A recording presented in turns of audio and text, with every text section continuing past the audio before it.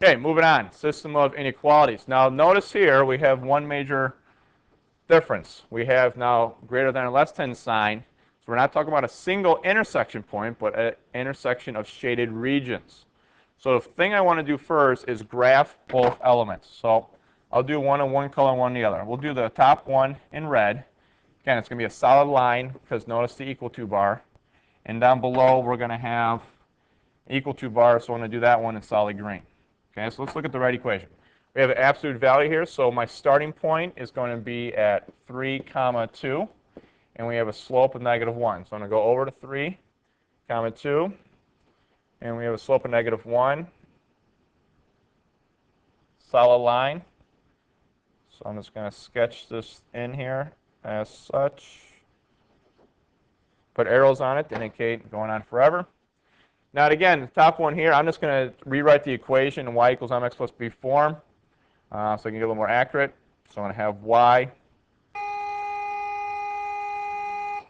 compared to 4/5 x and then minus 6. Now notice when I divide by -5, it's going to switch to signs and becomes greater than or equal to. So here I did a sign switch, okay, because I divided by -5.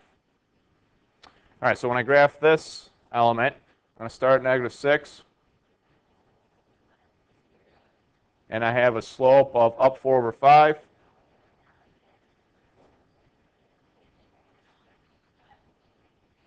And I'm just going to connect the dots here.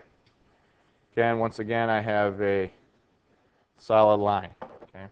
Now, what we have to do is now do test points. So those give me my boundary regions. Now what I have to do is find the test point. So I'm going to go back to the right equation, top one. I'm going to plug in 0, 0.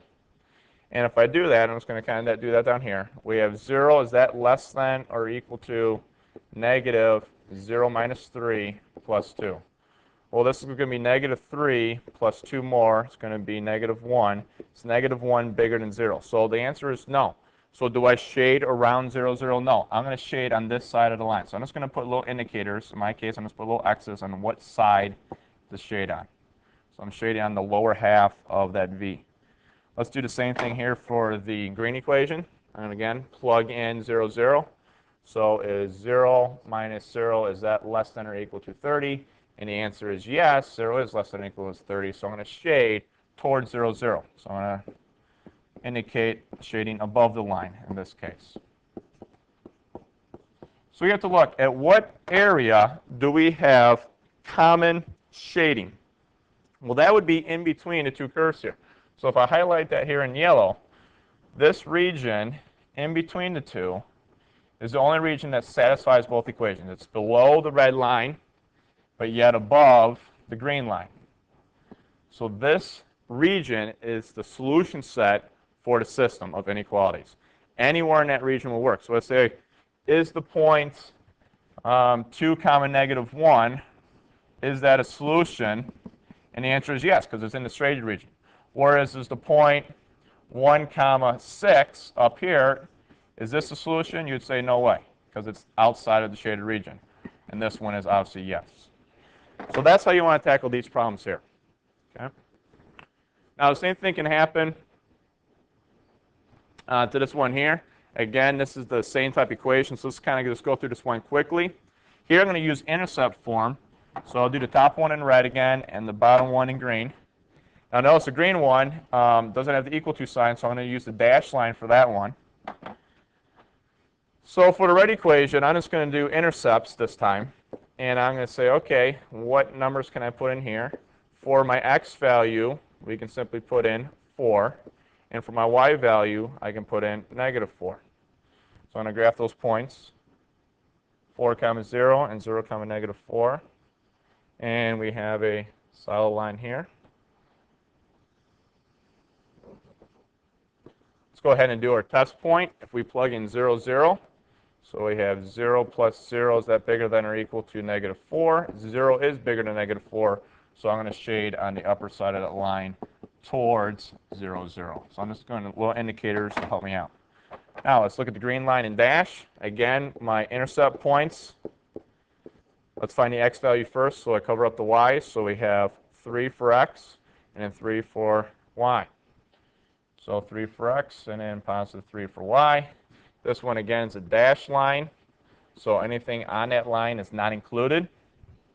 And again, if I plug in 0, 0, we have 0 plus 0. Is that less than 3? And the answer is yes. 0 is less than 3. So I'm going to shade towards 0, 0. So in this region here. So again, where do we have a common shaded region? In between these two.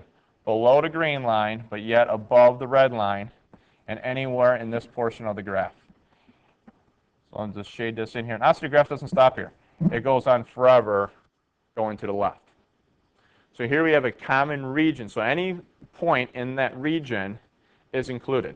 Obviously not on the dotted line, but yes, on the red solid line is included. So you have to look for those things there.